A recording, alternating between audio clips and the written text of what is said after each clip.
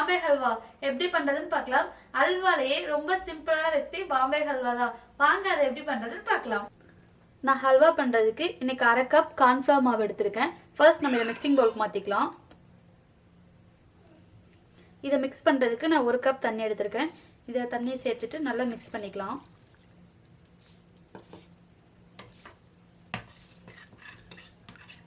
எந்த ஒரு கட்டி இல்லாத மாதிரி நல்லா கரைச்சிக்கோங்க.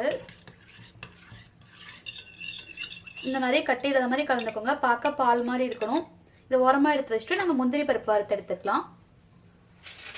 ஒரு பேனை ஹீட் பண்ணிட்டு 1 டேபிள் ஸ்பூன் நெய் ஆட் பண்ணிக்கோங்க. நெய் உருகுனதுக்கு அப்புறமா இதில் கொஞ்சம் முந்திரி பருப்பு உடச்சி ஆட் பண்ணிக்கோங்க.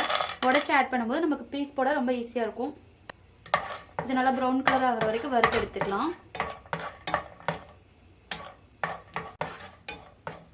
நம்ம முந்திரி பருப்பு நல்லா ப்ரௌன் கலர் ஆயிடுச்சு. இப்போ நம்ம இதை வேற ஒரு பவுலுக்கு மாற்றிக்கலாம்.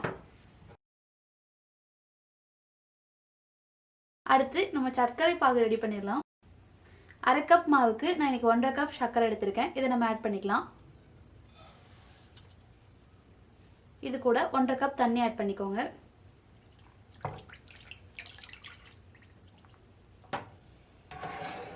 சர்க்கரை கரையிற வரைக்கும் அப்படியே இருக்கட்டும்.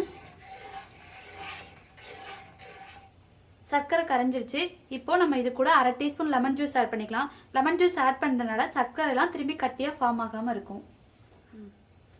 இப்போ இது லைட்டாக கொதிச்சிருச்சு.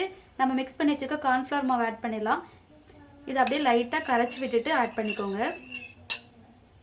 கொஞ்சம் கொஞ்சமாக மிக்ஸ் பண்ணி கலந்துக்கோங்க.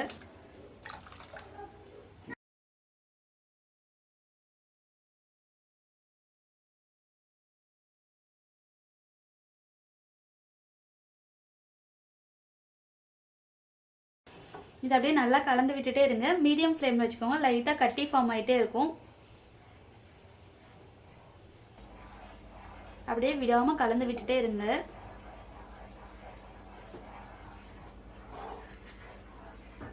பாருங்க, மாவெல்லாம் நல்லா கண்ணாடி மாதிரி ஆயிடுச்சு.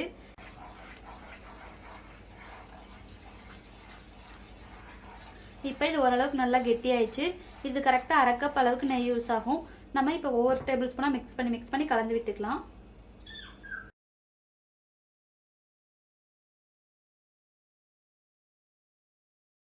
நெய் நல்லா உள்ளே போனதுக்கப்புறமா நம்ம அடுத்த டேபிள் ஸ்பூன் ஆட் பண்ணிக்கலாம். லாஸ்ட்டாக இதில் 1 டேபிள் ஸ்பூன் நெய் ஆட் பண்ணிக்கலாம்.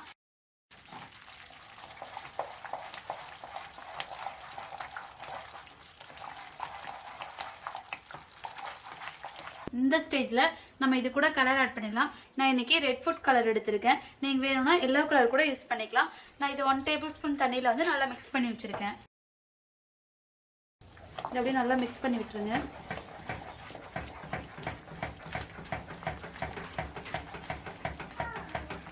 இந்த மாதிரி நல்லா மிக்ஸ் பண்ணதுக்கப்புறமா இது கூட நம்ம கொஞ்சம் ஏலக்காய் பொடி ஆட் பண்ணிக்கலாம்.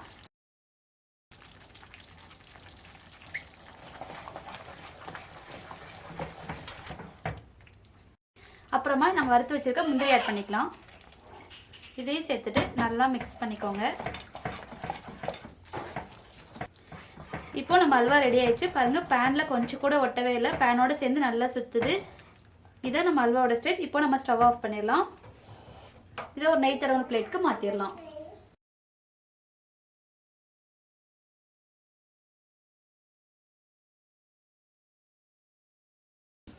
இப்போ இதுக்கு மேலே லைட்டாக பாதாம் ஸ்ப்ரெட் பண்ணி விட்டுடலாம்.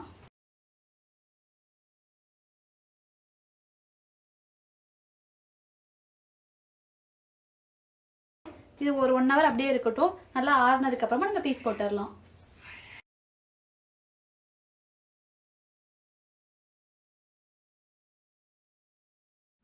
நம்மளோட பாம்பே ஹல்வா சூப்பராக தயாராகிடுச்சு. நீங்களும் ட்ரை பண்ணி பாருங்க. உங்களுக்கு பிடிச்சிருந்துச்சுன்னா சிம்பிள் கிச்சனுக்கு சப்ஸ்கிரைப் பண்ணுங்க. தென் என்னோட நெக்ஸ்ட் வீடியோவில் உங்கள் எல்லாரையும் மீட் பண்ணுறேன். Until then, bye from Simple Kitchen.